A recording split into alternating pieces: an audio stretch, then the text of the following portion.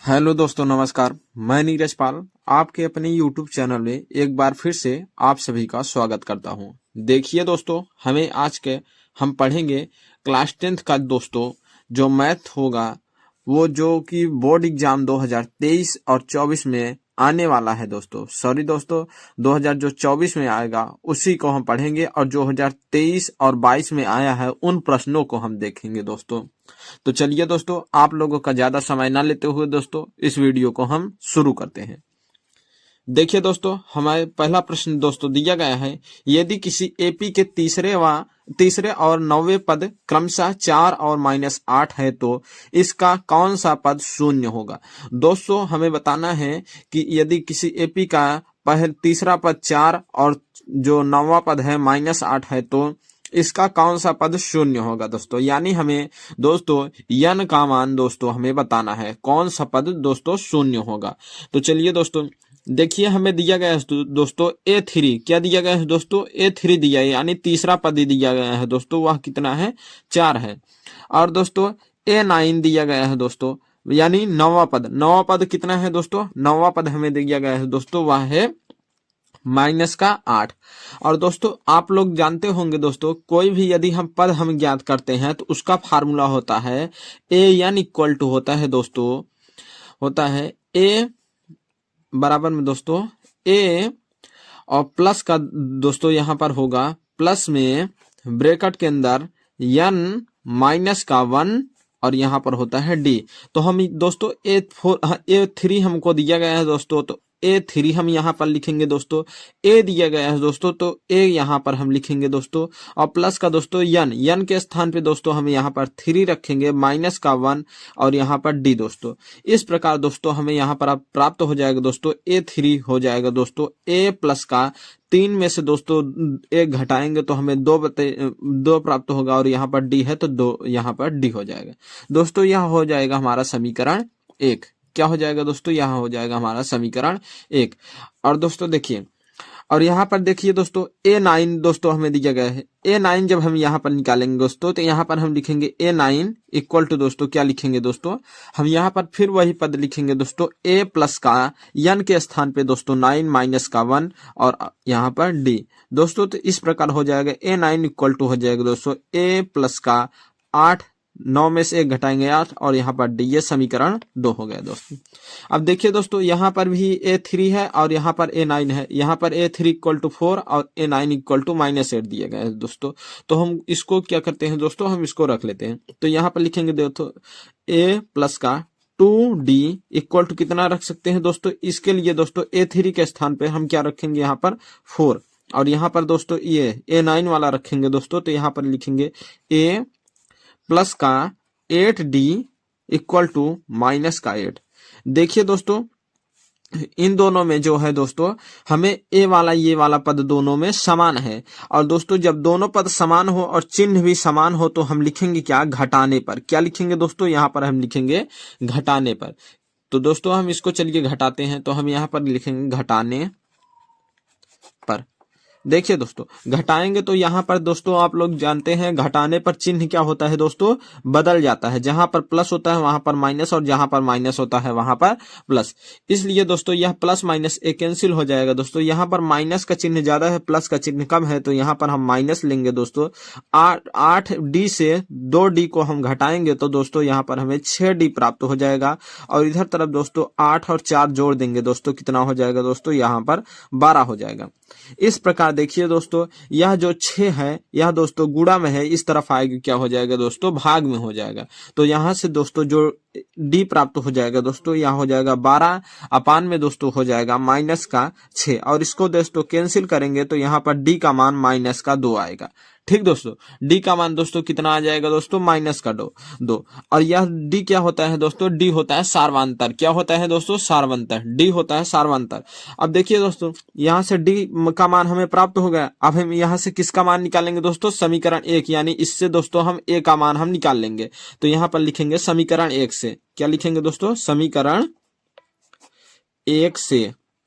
दोस्तों समीकरण 1 क्या है दोस्तों? समीकरण 1 है दोस्तों A प्लस का 2D इक्वल टू 4 दोस्तों यहाँ पर ध्यान दीजिएगा, यहाँ पर a लिखेंगे प्लस में दोस्तों 2 इंटू में d के स्थान पे दोस्तों यहाँ पर हम क्या लिखेंगे दोस्तों, -2। क्या लेंगे दोस्तों, -2 और इधर हो जाएगा दोस्तों 4। अब देखिए दोस्तों a प्लस का दोस्तों आप लोगों को सॉरी दिखाई नहीं दे रहा होगा। अब देखिए यहाँ पर दोस्तों हो जाएगा a प्लस का और 2 का गुणा कराएंगे दोस्तों, माइनस का कितना हो जाएगा, 4 हो जाएगा। और दोस्तों यहाँ पर क्या हो जाएगा दोस्तों, 4। अब यहाँ से देखिए a प्लस का दोस्तों ये -4 है, उस तरफ जाएगा क्या हो जाएगा, प्लस हो जाएगा। तो इस तरफ आएगा यहाँ पर 4 और ये वाला माइनस में यहाँ पर दोस्तों माइनस है, तो इस तरफ आएगा दोस्तों प्लस हो जाएगा। तो a इक्वल टू दोस्तों हमें कितना प्राप्त हो गया दोस्तों, 8। कितना प्राप्त हो गया दोस्तों, 8। a क्या होता है दोस्तों, a जो होता है यहाँ प्रथम पद होता है। क्या होता है दोस्तों, a प्रथम पद होता है। अब देखिए दोस्तों थोड़ा एक बार हम प्रश्न पर फिर से ध्यान देते हैं। दोस्तों हमें प्रश्न में दिया क्या गया है, देखिए दिया गया है, यदि किसी एपी के तीसरे और 9वें पद क्रमशः 4 और -8 है तो कौन सा पद शून्य होगा। कौन सा पद दोस्तों शून्य है, तो हम मान लेते हैं दोस्तों माना श्रेणी का n वां पद शून्य होगा। क्या मानेंगे दोस्तों, हम यहाँ पर लिख लेते हैं दोस्तों। अब आप लोगों को शायद दिखाई दे रहा होगा, देखिए दोस्तों यहाँ पर अब आप लोगों को दिखाई देगा। यहाँ पर हम लिखते हैं माना श्रेणी का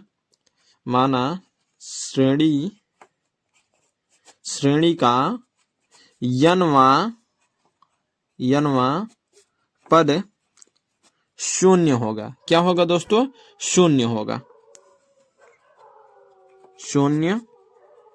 होगा। ठीक दोस्तों, जब हम ये मान लेते हैं दोस्तों तो इसको देखिए अब आगे हम हल करेंगे। जब दोस्तों n वां पद शून्य होगा तो यहाँ पर हम क्या लिख सकते हैं दोस्तों, हम यहाँ पर लिखेंगे an इक्वल टू हो जाएगा दोस्तों 0। अब देखिए दोस्तों हम an का हम क्या करेंगे, यहाँ से हम मान निकालेंगे। दोस्तों फार्मूला वही होगा दोस्तों, a प्लस का ब्रैकेट में n माइनस का 1 और d, और इसके बराबर दोस्तों हमने क्या माना है दोस्तों, यह 0। अब दोस्तों जरा ध्यान से देखिएगा दोस्तों, प्रथम पद हमने कितना निकाला था, 8। तो यहाँ पर हम क्या लिखेंगे, 8 और प्लस का दोस्तों n हमें नहीं पता है दोस्तों, तो n को n रहने देंगे और यहाँ पर -1। और d दोस्तों हमें पता है, d कितना है दोस्तों, d है हमारा -2। कितना है दोस्तों, d हमारा है -2, तो यहाँ पर हम -2 और इधर तरफ क्या है दोस्तों, 0 है। अब देखिए दोस्तों हम इसको क्या करेंगे, ये जो d है दोस्तों, अब यहाँ पर ये देखिए दोस्तों ये जो प्लस का 8 है इस तरफ आएगा, क्या हो जाएगा दोस्तों, -8। क्या हो जाएगा दोस्तों, -8। तो यहाँ पर बचेगा दोस्तों n-1 और इंटू में -2 और इस तरफ आएगा दोस्तों यह प्लस का 8 है, इस तरफ हो जाएगा -8।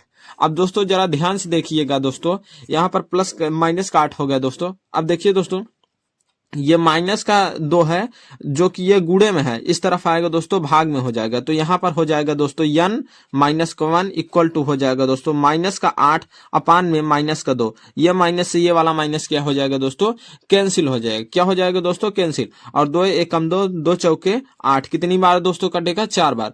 और दोस्तों ध्यान दीजिएगा यहाँ पर 4 आ गया आंसर दोस्तों, यहाँ पर कितना आंसर आएगा, 4 आया है। और दोस्तों यह -1 है, उस तरफ जाएगा दोस्तों क्या हो जाएगा, +1 हो जाएगा।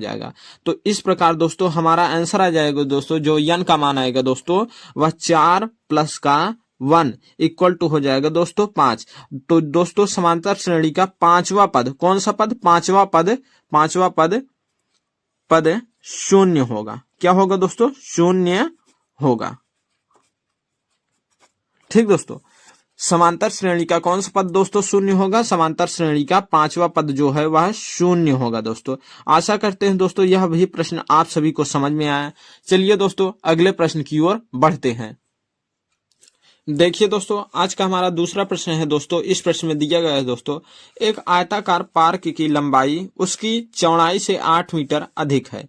यदि पार्क का क्षेत्रफल 240 मीटर स्क्वायर है तो पार्क की लंबाई एवं चौड़ाई ज्ञात कीजिए।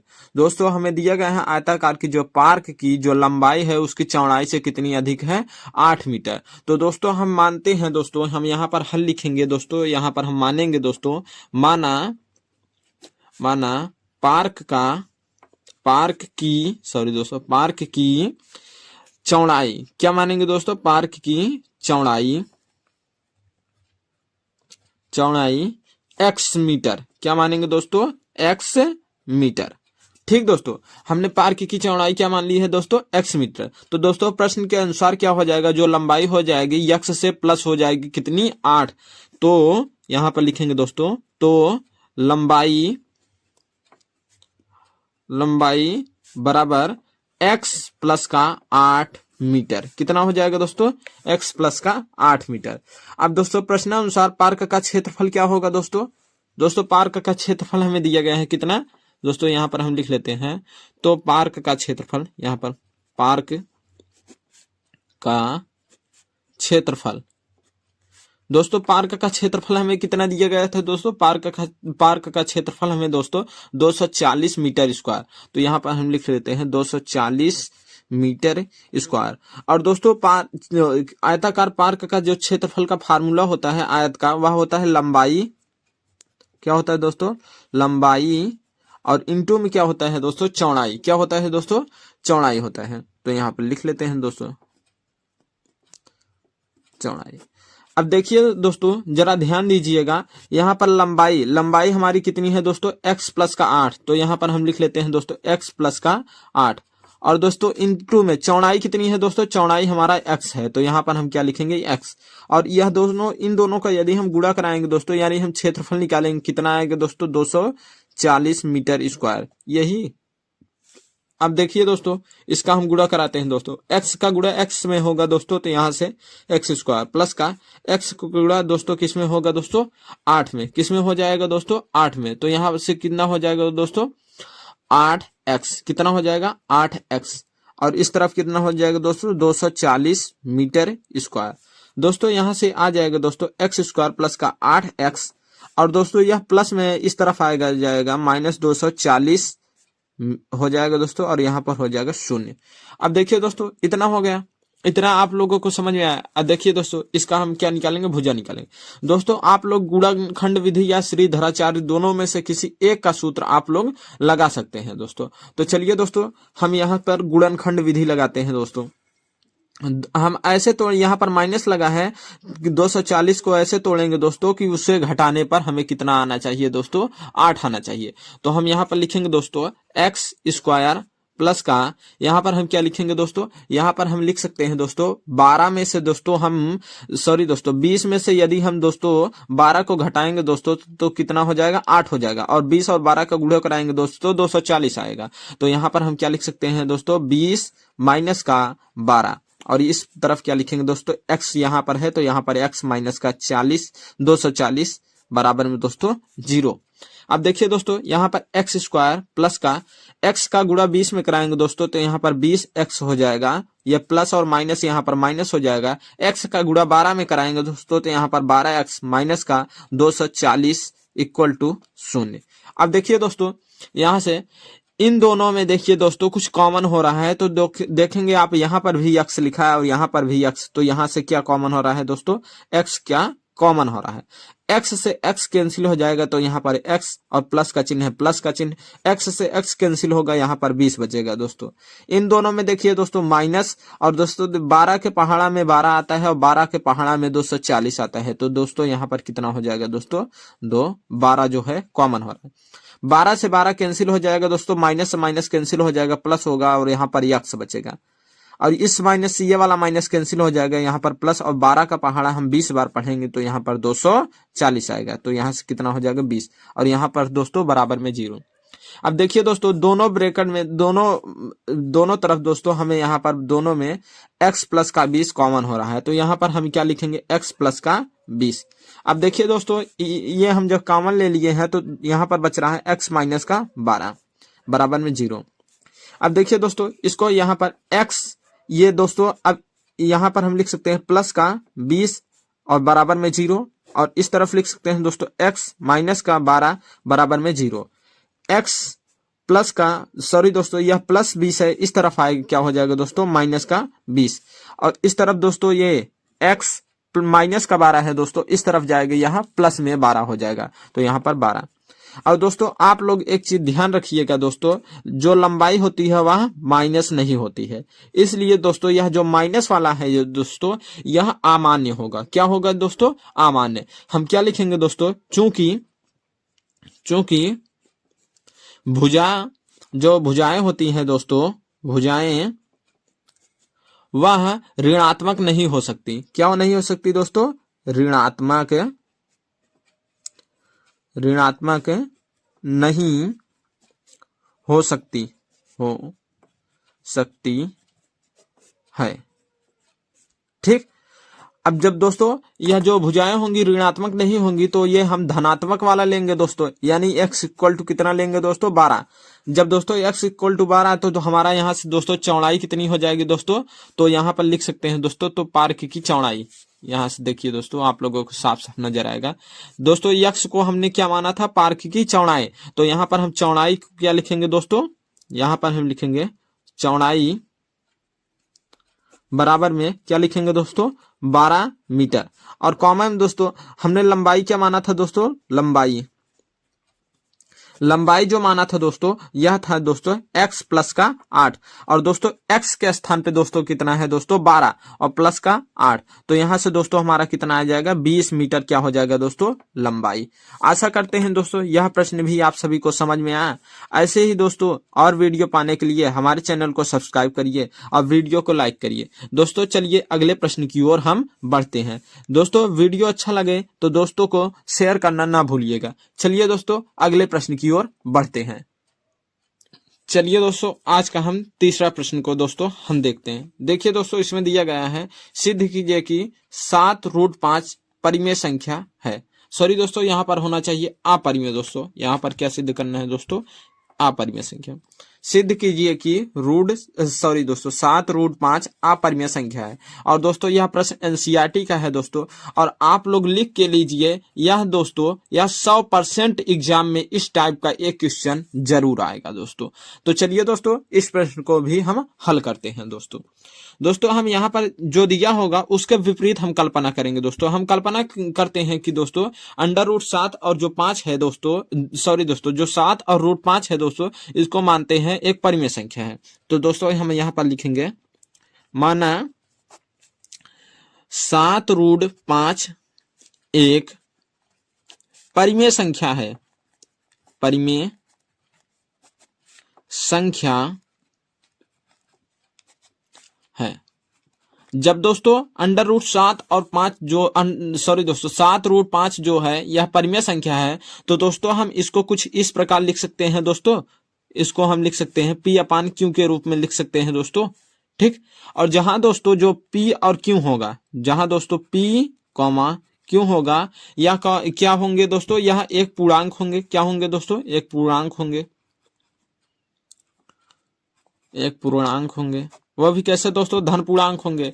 और दोस्तों जो Q होगा दोस्तों वह 0 के बराबर नहीं होगा। ये लिख सकते हैं दोस्तों। अब देखिए दोस्तों यहां से, तो हम यहां से क्या लिख सकते हैं दोस्तों? हम यहां से ये भी लिख सकते हैं दोस्तों, इसलिए यहां से लिख सकते हैं दोस्तों P/Q। क्या लिख सकते हैं दोस्तों? 7√5। और दोस्तों यहां से जो √5 है इसको इस तरफ रहने देंगे, ये 7 ये गुणा में है, इस तरफ आएगा, भाग में हो जाएगा। तो दोस्तों इसको हम कुछ इस प्रकार लिख सकते हैं, 1/7 इंटू में P/Q। दोस्तों देखिए ये जो 7 यहाँ पर था इसको इस तरफ ले आए हैं, तो यहाँ पर बटे में होता दोस्तों, यहीं से हम एक यहाँ से ले लिए हैं और 7 यहाँ से, और इसके बराबर दोस्तों हम यहाँ पर क्या लिख दिए हैं दोस्तों? √5। अब देखिए दोस्तों ये जो संख्या है ये तो परिमेय संख्या है, लेकिन ये जो √5 है यह अपरिमेय है। यह कैसी संख्या है दोस्तों? अपरिमेय है। इसी लाइन को हम यहाँ पर लिखते हैं दोस्तों। देखिए दोस्तों यहाँ पर हम क्या लिखेंगे दोस्तों? इसलिए P/Q परिमेय संख्या है। क्या है दोस्तों? परिमेय संख्या है।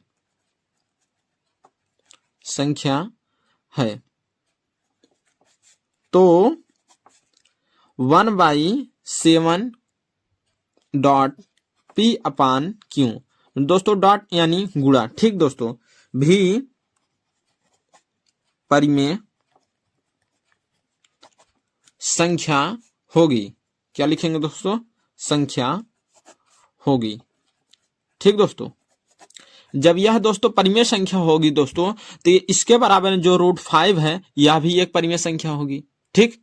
तो दोस्तों लेकिन हम जानते हैं दोस्तों हम यहाँ पर लिखेंगे दोस्तों कि हम जानते हैं √5 एक अपरिमेय संख्या है। क्या लिखेंगे दोस्तों? अब हम यहाँ पर लिखेंगे अब चूंकि इसलिए दोस्तों जो √5 होगा भी क्या होगी? एक परिमेय संख्या होगी, परिमेय संख्या होगी,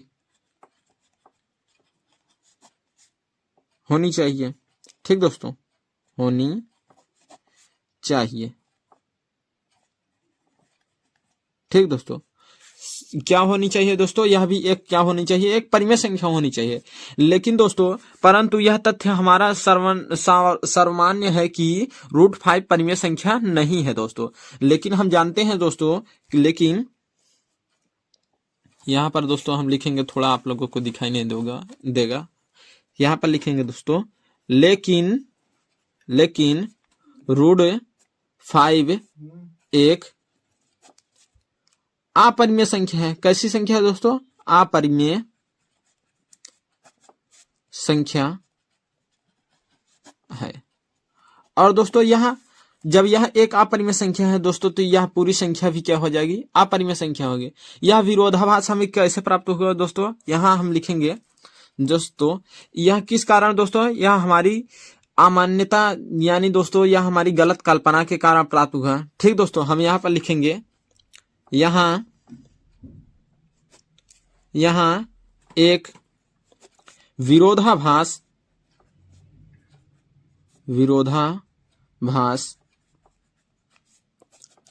यहाँ एक विरोधाभास है, जिसके कारण या फिर जिसका कारण हमारी अमान्यता या फिर सॉरी दोस्तों यहाँ पर मान्यता की हमने क्या माना दोस्तों? संख्या 7√5 परिमेय संख्या है। ठीक, परिमेय है, ये हमारी मान्यता ही है। ठीक, यह जो गलत हमने यहाँ पर जो गलत कल्पना की थी, यही हमारी मान्यता है कि हमने माना था कि 7√5 एक परिमेय संख्या है, यही है। ठीक दोस्तों, जो यहाँ लिखेंगे जो संगत असंगत और त्रुटिपूर्ण है। क्या लिखेंगे दोस्तों? सॉरी दोस्तों, यहाँ पर हम त्रुटिपूर्ण, क्या लिखेंगे दोस्तों? त्रुटिपूर्ण है। जब यह एक परिमेय संख्या नहीं है दोस्तों, तो हमें इसको क्या लिख सकते हैं? यहाँ लिखेंगे हम दोस्तों अतः 7√5, क्या लिखेंगे दोस्तों? 7√5 एक अपरिमेय संख्या है। ठीक दोस्तों, यहाँ पर क्या लिखेंगे? अपरिमेय संख्या है। और दोस्तों यही हमें प्रूव करना था, और यह क्या हो गया दोस्तों? प्रूव्ड हो गया। दोस्तों जब प्रूव हो गया है, इसी बात पे आप लोग लाइक करते चलिए और चैनल को भी दोस्तों सब्सक्राइब कर लीजिएगा आगे ऐसे ही वीडियो पाने के लिए, जिससे कि आप लोगों को यूपी बोर्ड में आए प्रत्येक प्रश्न का उत्तर पता चल जाए। चलिए दोस्तों अगले प्रश्न की ओर बढ़ते हैं।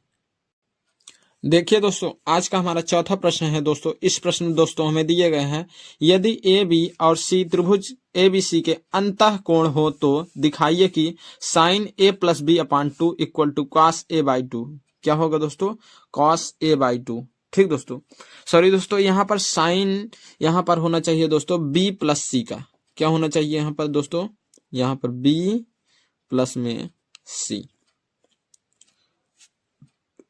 अब देखिए दोस्तों, अब हमें दिखाना है दोस्तों कि यहाँ पर हम लिख देते हैं एक बार साफ साफ दोस्तों। हमें दिखाना है साइन B+C/2 और इक्वल टू होना चाहिए दोस्तों cos A/2। दोस्तों यह हमें दिखाना है।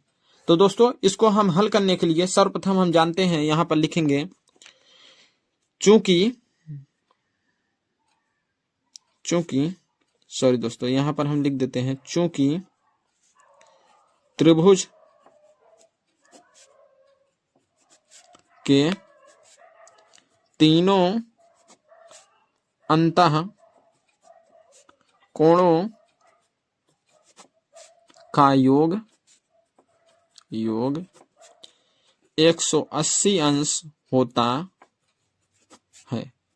दोस्तों आप लोग जानते हैं त्रिभुज के तीनों अंतः कोणों का योग 180 अंश होता है। इसलिए दोस्तों हम यहां पर लिखेंगे दोस्तों a प्लस का b प्लस का c इक्वल टू कितना लिख सकते हैं दोस्तों 180 अंश। देखिए दोस्तों हमें क्या a वाला सिद्ध करना है दोस्तों।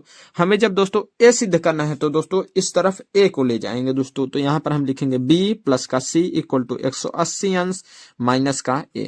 और दोस्तों इसमें हम क्या करेंगे दोस्तों, दोनों तरफ हम क्या करेंगे दोस्तों, 2 से हम भाग दे देंगे दोस्तों। तो यहां से हो जाएगा दोस्तों b प्लस का c अपान में 2 और इधर हो जाएगा 180 अंश माइनस का a अपान में 2 दोस्तों, ये हो जाएगा। अब देखिए दोस्तों ये b प्लस का c अपान में 2 इसको ऐसे ही लिख देंगे दोस्तों। और इस तरफ इसको हम क्या लिख सकते हैं दोस्तों, 90 माइनस का 1a बाई 2 ये लिख सकते हैं दोस्तों। इसका गुणा कराएंगे पुनः यही प्राप्त हो जाएगा दोस्तों। अब देखिए दोस्तों इतना कर चुके हैं, तो अब हम क्या करेंगे दोस्तों, दोनों तरफ हम क्या लेंगे, साइन लेंगे। क्या दोस्तों, हम दोनों तरफ साइन लेंगे। यहां पे लिखेंगे दोनों तरफ साइन या फिर साइन, सॉरी दोस्तों साइन का पूरा मीनिंग यही होता है, केवल लिखा जाता है यस आई एन, ठीक दोस्तों, साइन लेने पर। ठीक दोस्तों, दोनों तरफ क्या लेंगे दोस्तों, दोनों तरफ हम साइन लेंगे। जब दोस्तों दोनों तरफ साइन लेंगे दोस्तों तो यहां पर हो जाएगा दोस्तों साइन b प्लस का c बाई 2 और यहां पर हो जाएगा दोस्तों साइन 90 माइनस का a अपान 2। और दोस्तों आप लोग एक फार्मूला पढ़ेंगे, sine 90 minus theta equal to होता है दोस्तों कॉस थीटा। तो यहां पर लिखेंगे b प्लस c अपान में 2, साइन b प्लस c अपान में 2 दोस्तों। और यहाँ पर दोस्तों साइन 90 माइनस का इसे मान लेते हैं थीटा है, तो यहाँ पर हो जाएगा दोस्तों साइन 90 माइनस का थीटा इक्वल टू होता है दोस्तों कॉस थीटा। और थीटा के स्थान पे दोस्तों क्या है, a बाई 2। और दोस्तों यही हमें प्रूव करना था दोस्तों, यही क्या हो गया दोस्तों, प्रूव्ड हो गया। आशा करते हो दोस्तों यह प्रश्न भी आप सभी को समझ में आया। चलिए दोस्तों अगले प्रश्न की ओर बढ़ते हैं, लेकिन दोस्तों इससे पहले आप लोगों से अनुरोध है कि दोस्तों वीडियो को लाइक कर दीजिएगा। चलिए दोस्तों अगले प्रश्न की ओर बढ़ते हैं। देखिए दोस्तों आज का हमारा 5वां प्रश्न और अंतिम प्रश्न है दोस्तों। इस प्रश्न में दोस्तों कह रहा है दिखाइए कि बिंदु 12,8, -2,6 और 6,0 एक समकोण त्रिभुज के शीर्ष हैं। क्या दिखाना है दोस्तों, समकोण त्रिभुज के शीर्ष हैं। दोस्तों आप लोग याद कर लीजिएगा दोस्तों, समकोण के शीर्ष को यदि हम हल करते हैं दोस्तों तो हमें यह कर्ण वाला जो फार्मूला तो होता है, कर्ण का स्क्वायर लंब का स्क्वायर प्लस का आधार का स्क्वायर, इसी को यदि हम प्रूव करते हैं तो यह सवाल सिद्ध हो जाता है दोस्तों। तो चलिए दोस्तों इस प्रश्न को हम हल करते हैं। दोस्तों हम मान लेते हैं दोस्तों जो ए बिंदु है यह दोस्तों, यह है इसका निर्देशांक दोस्तों 12,8 है। कितना है दोस्तों, 12,8। और दोस्तों जो बिंदु बी है दोस्तों, क्या है दोस्तों, बिंदु बी है, इसका हम निर्देशांक मान लेते हैं दोस्तों 2,6 है दोस्तों। और दोस्तों जो बिंदु सी है, क्या है दोस्तों, सी, इसका निर्देशांक हम मानते हैं दोस्तों 6,0 है। कितना है दोस्तों, 6,0 है। तो दोस्तों हम ए बी का जो है इसका इनके बीच की दूरी निकालेंगे, फिर बी सी के बीच की दूरी, फिर ए सी के बीच की दूरी निकालेंगे दोस्तों। और देखेंगे इस फार्मूले पर रखते हैं, यदि आ जाता है तो दोस्तों यह जो है समकोण त्रिभुज के शीर्ष है। तो दोस्तों हम लिखेंगे दूरी का सूत्र दोस्तों ए बी के बीच की दूरी दोस्तों, क्या लिखेंगे दोस्तों, ए बी की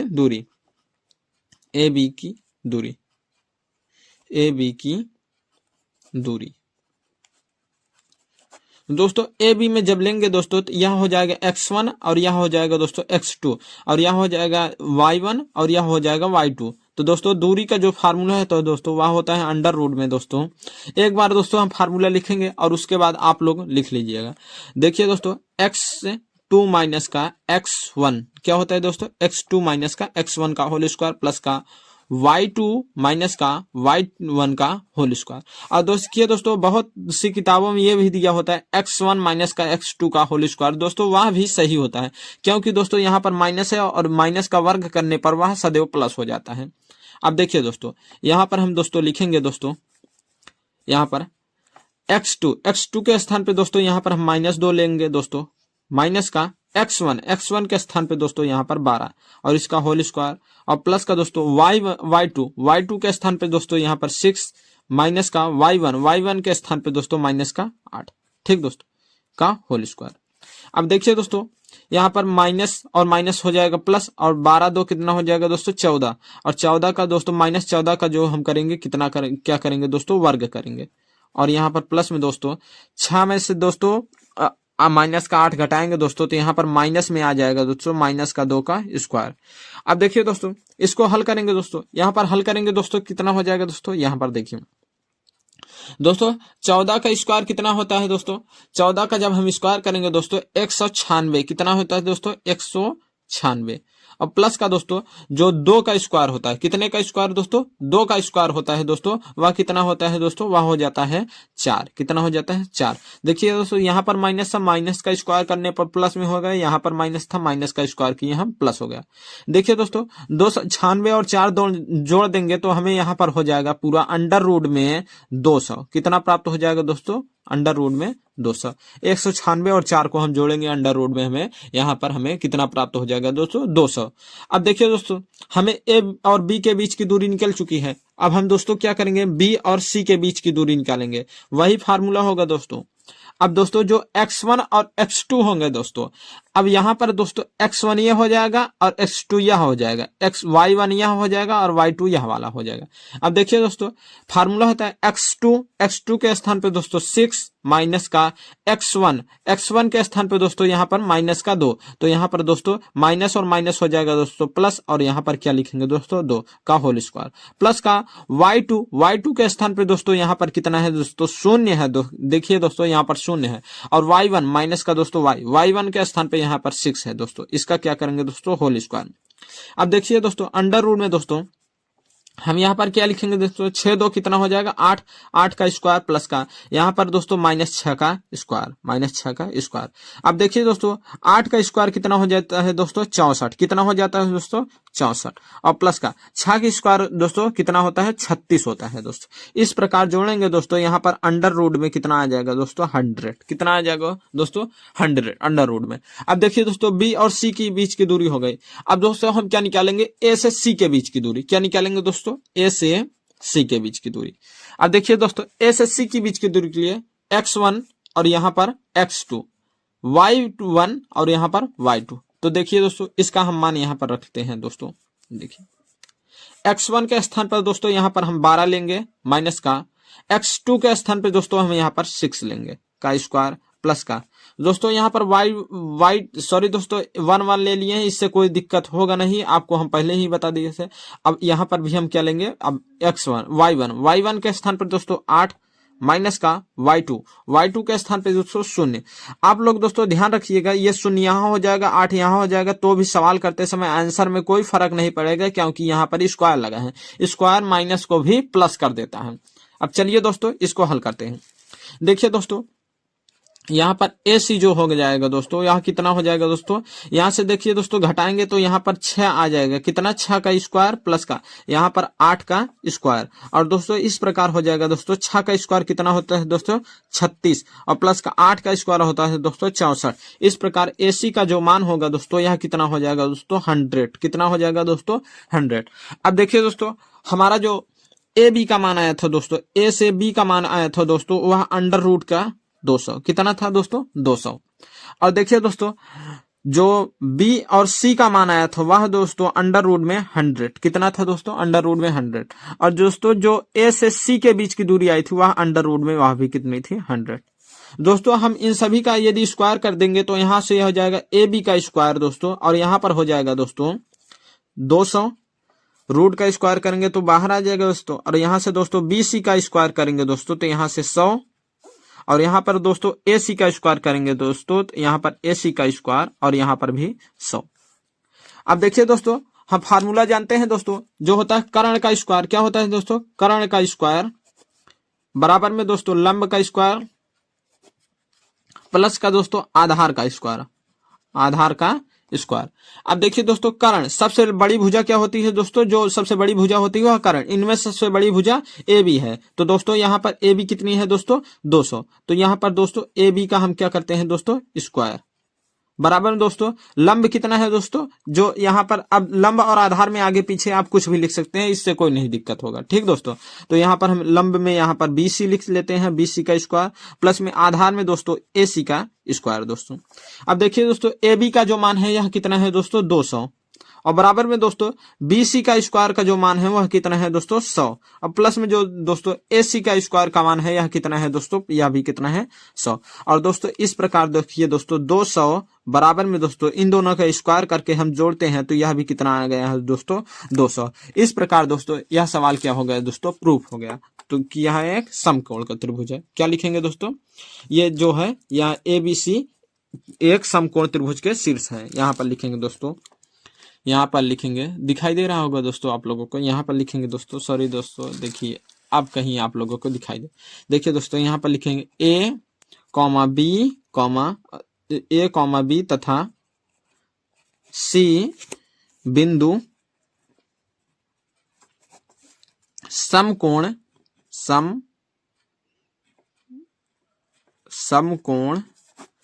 त्रिभुज के शीर्ष है। ठीक दोस्तों, शीर्ष है दोस्तों, यही प्रूव करना था। और दोस्तों वीडियो को लाइक कर दीजिए। अंतिम बार बोल रहे हैं दोस्तों, आप लोगों के लिए बहुत मेहनत करते हैं, इसलिए दोस्तों एक लाइक जरूर करिएगा। मिलते हैं दोस्तों अगले वीडियो में। Thanks for watching.